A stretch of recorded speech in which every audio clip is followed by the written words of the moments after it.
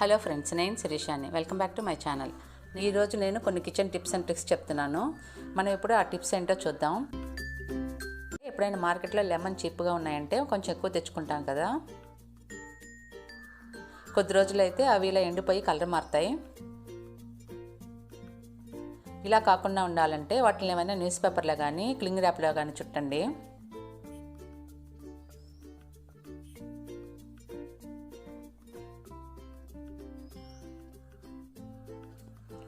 ఇలా వాటిని పేపర్లో కానీ క్లింగ్ ర్యాప్లో కానీ చుట్టి జిప్లాక్ కవర్లో పెడితే ఎక్కువ రోజులు వాడిపోకుండా ఉండి ఫ్రెష్గా ఉంటాయి.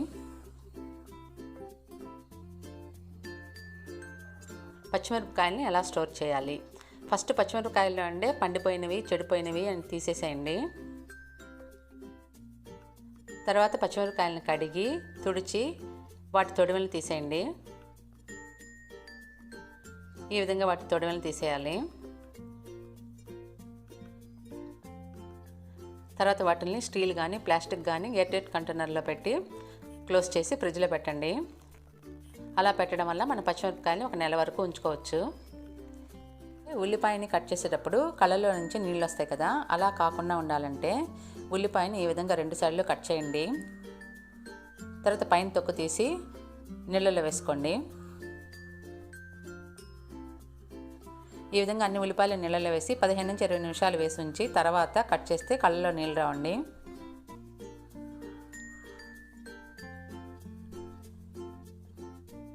ఇలా ఈజీగా మనం అన్ని ఉల్లిపాయలు కట్ చేసుకోవచ్చు. కూరగాయలని కట్ చేసేటప్పుడు చాపింగ్ బోర్డు ఎక్కువ కదులుతూ ఉంటుంది. దానివల్ల మనం కూరగాయలని బాగా కట్ చేయలేము. అటువంటప్పుడు ఏం చేయాలంటే ఒక టవల్ని చాపింగ్ బోర్డు కింద పెట్టి తర్వాత కట్ చేయండి.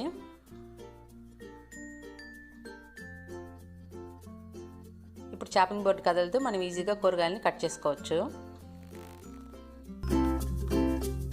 ఉల్లిపాయలు, వెల్లుల్లి, అలానే కొన్ని రకాల కూరగాయలు అంటే క్యాబేజీ, కాలీఫ్లవర్ అటువంటి కట్ చేసిన తర్వాత చేతులకి వాటి స్ట్రాంగ్ స్మెల్ అలాగే ఉంటుంది కదా, అవి పోవాలంటే మన చేతుల్లో కొంచెం బేకింగ్ సోడా అంటే సోడా ఉప్పు వేసుకొని కొంచెం సేపు రుద్ది కడిగితే ఆ చేతులకు ఉండే స్మెల్ అంతా పోతుందండి.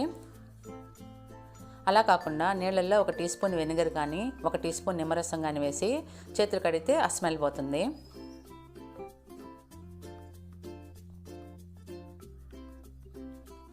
మనం బటర్ యూజ్ చేసుకోవాలనుకున్నప్పుడు మనం ఫ్రిడ్జ్లోంచి తీయడం మర్చిపోయామనుకోండి, అది రూమ్ టెంపరేచర్లోకి వచ్చిందాక ఆగడానికి టైం లేదనుకోండి, అది తొందరగా మెత్తగా చేయడానికి ఏం చేయాలంటే వేడి నీళ్ళని గ్లాస్లో తీసుకొని ఆ వాటర్ని పారబోసి తర్వాత ఆ వేడి గ్లాస్ని బటర్ పైన ఇలా కవర్ చేసి ఒక 2-3 నిమిషాలు పెట్టి తీయండి. ఆ గ్లాసులోని వేడికి బటర్ కొంచెం కరిగి మనం బ్రెడ్కి పూయడానికి వీలుగా ఉంటుంది. బటర్ సాఫ్ట్గా అయిపోతుందండి.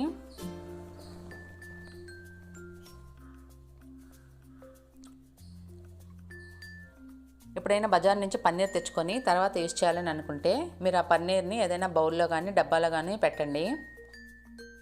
వాటర్ని పన్నీర్ పైకి వచ్చేంత వరకు పోసుకోవాలి. ఇప్పుడు క్లోజ్ చేసి ఫ్రిడ్జ్లో పెట్టండి. మీరు పన్నీర్ని యూజ్ చేసేంత వరకు డైలీ వాటర్ని చేంజ్ చేసుకుంటూ ఉంటే ఫ్రెష్గా ఉంటుంది. ఈ విధంగా మీరు పన్నీర్ని వారం రోజులు స్టోర్ చేసుకోవచ్చు. ఎప్పుడైనా ఏదైనా చీజ్ కానీ బటర్ కానీ కొద్దిగా యూజ్ చేసి మిగతా దాన్ని ఎక్కువ రోజులు ఫ్రెష్గా ఉంచాలంటే ఏం చేయాలంటే వాటిని అల్యూమినియం ఫాయిల్లో పెట్టి క్లోజ్ చేసి ఫ్రిడ్జ్లో పెట్టుకుంటే చాలా రోజులు ఫ్రెష్గా ఉంటుంది. ఈ విధంగా ఫుల్గా క్లోజ్ చేసి ఫ్రిడ్జ్లో పెట్టుకోండి. వంకాయ గురించి అండి, ఎప్పుడైనా వంకాయ కొని చేయాలంటే వంకాయలు కట్ చేస్తే నల్లగా అయిపోతాయి కదా, దీనికి మంచి ఉపాయం ఏంటంటే నీళ్ళల్లో ఉప్పు వేసి దానిలో వేస్తే నల్లగా కావు. ఇంకొక మెథడ్ ఏంటంటే వంకాయలు కట్ చేసినా కలర్ మారకుండా అలానే ఉండాలంటే ఈ విధంగా చేయండి. ఒక బౌల్లో నీళ్ళు తీసుకొని 1 టీ స్పూన్ పాలు వేసి మిక్స్ చేయండి. దానిలో వంకాయలు కట్ చేసి వేస్తే వంకాయ కలర్ మారదు.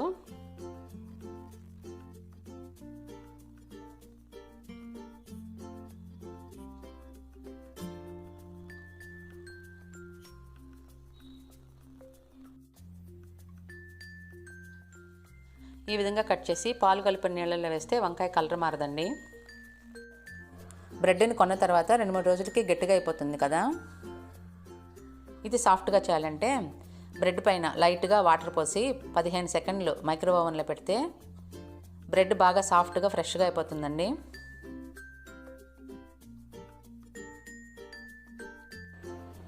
సాఫ్ట్గా అయిపోయింది చూడండి.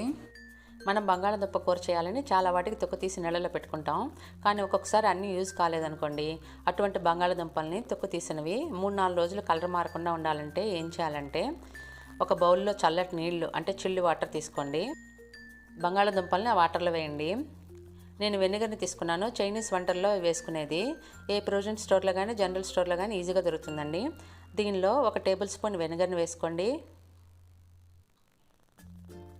మిక్స్ చేయండి. ఇప్పుడు ఈ బౌల్ తీసుకొని ఫ్రిడ్జ్లో పెడితే బంగాళాదుంప 3-4 రోజులైనా కానీ కలర్ మారకుండా ఫ్రెష్గా ఉంటుంది. మనం రెగ్యులర్గా కూరగాయలని కట్ చేస్తూ ఉంటాం చాపింగ్ బోర్డ్తో. అది కొంచెం కలర్ మారి క్లీన్గా ఉండదు కదా. దాన్ని ఎలా క్లీన్ చేయాలంటే, మన వంటలో వాడుకునే ఉప్పుని చల్లుకోండి. నిమ్మదెబ్బతో దాన్ని రుద్దండి.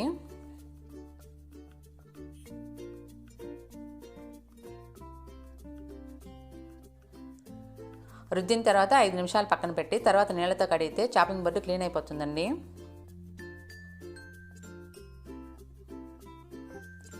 మనం రసం తీసేసిన తర్వాత నిమ్మతొక్కల్ని పడేస్తాం. అలా కాకుండా వాటిని కుక్కర్లో అడుగున వంట చేసే ముందర వేస్తే కుక్కర్ లోపల నల్లగా కాకుండా ఈ నిమ్మతొక్కలు చేస్తాయండి. అందుకని మనం యూజ్ చేసినప్పుడల్లా తొక్కల్ని వేస్తూ ఉంటే కుక్కర్ అడుగున నల్లగా ఉన్నా కానీ నెమ్మదిగా నలుపు తగ్గుతుంది. నిమ్మరసం యూజ్ చేసిన తర్వాత ఈ నిమ్మ తొక్కలతో బాత్రూంలో ట్యాప్స్ కానీ కిచెన్ సింక్లో ఉండే ట్యాప్స్ కానీ క్లీన్ చేసుకోవచ్చు. ఈ విధంగా రుద్దితే వాటిలో ఉండే మరకలన్నీ పోయి క్లీన్ అవుతాయి. వేడి నీళ్ళ వలన ట్యాప్ కలర్ మారుతుంది కదా, ఆ కలర్ కూడా తగ్గుతుందండి ఇలా రుద్దడం వలన. తర్వాత వాటిని కడిగేసేయాలి రుద్దిన తర్వాత. ఈ విధంగా నిమ్మ తొక్కలతో రుద్దడం వలన ట్యాప్స్ మురికిపోయి షైనింగ్ వస్తాయండి. మనం వెల్లుల్లిని కట్ చేస్తే దానిలో ఉండే ఎసెన్షియల్ ఆయిల్స్ తక్కువ బయటకు వస్తాయి. అందుకని కట్ చేసి కూరల్లో వేస్తే కూరలు తక్కువ వాసన ఉంటాయి. అదే వెల్లుల్లిని నలగొట్టి వేస్తే దాంట్లో ఉండే ఎసెన్షియల్ ఆయిల్స్ ఎక్కువగా బయటకు వచ్చి ఎక్కువ రుచి వాసన కూరకు వస్తాయి. అందుకని తక్కువ ఫ్లేవర్ కావాలనుకునే వాళ్ళు కట్ చేసి వేసుకోండి. స్ట్రాంగ్ ఫ్లేవర్ కావాలనుకునే వాళ్ళు ఇలా నలగొట్టి వేసుకుంటే కూరలు బాగా మంచి స్మెల్ వస్తాయి. మన కిచెన్లో కత్తెరని సరుకుల ప్యాకెట్లు కట్ చేయడానికి, పాల ప్యాకెట్లు కట్ చేయడానికి కత్తెర ఎక్కువగా వాడుతుంటాం. ఆ కత్తెరకి పదును పోతూ ఉంటుంది. వాటి పదును పెట్టడానికి అల్యూమినియం ఫాయిల్ని ఇలా ఫోల్డ్ చేసి కట్ చేస్తే కత్తులు మళ్ళీ షార్ప్గా అవుతాయండి. హార్లిక్స్ బూస్ట్ రీఫిల్ ప్యాక్ లోపల అల్యూమినియం ఫాయిల్ కవర్స్లో పౌడర్లు వస్తాయి కదా, ఆ బూస్ట్ హార్లిక్స్ పౌడర్స్ని ఎయిర్టైట్ కంటైనర్లో పోసుకొని ఆ కవర్స్ పక్కన పడేస్తాం మనం. వాటిని కట్ చేసినా కూడా కత్తులు బాగా షార్ప్గా వస్తాయి. అందరూ తేనెని యూజ్ చేసుకుంటుంటారు, కానీ తేనెకి అన్నిటికన్నా ముందర చీమలు వస్తుంటాయి. ఒకసారి చీమలు పడితే తేనె చెడిపోతుందండి. చీమలు పట్టకుండా తేనెను ఉంచాలంటే ఏం చేయాలంటే, తేనెని తీసుకోండి. నేను ఇక్కడ నల్ల మిరియాలను తీసుకున్నాను. ఇప్పుడు తేనె బాటిల్ ఓపెన్ చేసి ఈ విధంగా 7-8 మిరియాలు వేయండి. ఈ విధంగా వేయడం వల్ల తేనెలో చీమలు పట్టవు. తేనెను వాడి మూత పెట్టేటప్పుడు మూతకు అంటుకుని ఉంటే నీట్గా క్లీన్ చేసి పెట్టండి, చీమలు రాకుండా ఉంటాయి. ఇది చాలా మంచి ఉపాయం అండి తేనెకి చీమలు పట్టకుండా చేయడానికి. వెల్లుల్లిని ఎక్కువ రోజులు స్టోర్ చేయాలంటే మీకు టైం ఉన్నప్పుడు వెల్లుల్లిని తొక్కు తీసి పెట్టుకోండి. వాటిని ఒక ఎయిర్ టైట్ డబ్బాలో వేసుకోండి. కానీ వెల్లుల్లిని కడగొద్దు, జార్లో కూడా తడి లేకుండా చూసుకోండి. ఈ జార్కి మూత పెట్టి ఫ్రిడ్జ్లో పెడితే 15 నుంచి 20 రోజులు యూజ్ చేసుకోవచ్చు. మనం ఎప్పుడు వెల్లుల్లిని యూజ్ చేసుకుంటామో అప్పుడు వాష్ చేసి వాడుకోండి. ముందర నేను డ్రై ఫ్రూట్స్ని చాలా నెలల్లో స్టోర్ చేయాలంటే ఫ్రిడ్జ్లో పెట్టచ్చు అని చెప్పాను. అలా పెట్టడం వల్ల చెడిపోకుండా ఉంటాయి. ఇప్పుడు ఇంకొక టిప్ చెప్తున్నాను. మన డ్రై ఫ్రూట్స్ని ఏ డబ్బాలో పెట్టుకుంటామో ఆ డబ్బాలో ఉప్పు వేసుకోండి. వేసుకున్న తర్వాత ఇలా స్ప్రెడ్ చేయండి. ఒక టిష్యూ పేపర్ని లోపల పరవండి.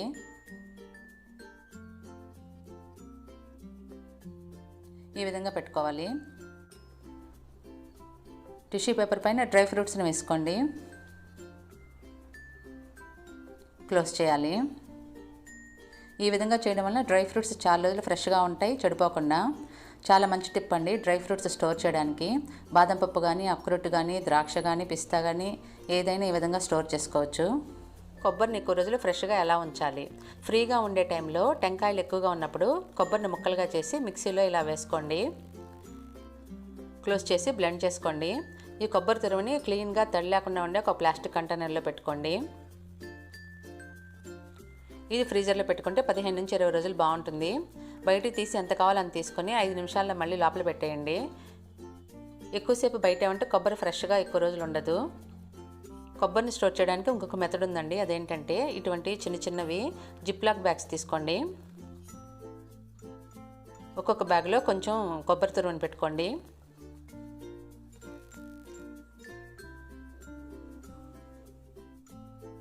ఈ విధంగా అంతా జిప్లాక్ బ్యాగ్స్లో పెట్టుకొని ఫ్రిడ్జ్లో పెట్టుకోండి. ఒక్కొక్క రోజు ఒక్కొక్క ప్యాకెట్ తీసుకొని ఈజీగా యూస్ చేసుకోవచ్చు. మిగతా కవర్స్ అన్నీ మనం బయటికి తీయం కాబట్టి కొబ్బరి చాలా రోజులు ఫ్రెష్గా ఉంటుంది. ఈ టిప్స్లో మీకు ఏ టిప్ నచ్చిందో నాకు కామెంట్ సెక్షన్లో రాయండి. ఈ వీడియో నచ్చితే లైక్ చేయండి, షేర్ చేయండి, నా ఛానల్ని సబ్స్క్రైబ్ చేయడం మర్చిపోకండి. Thank you for watching.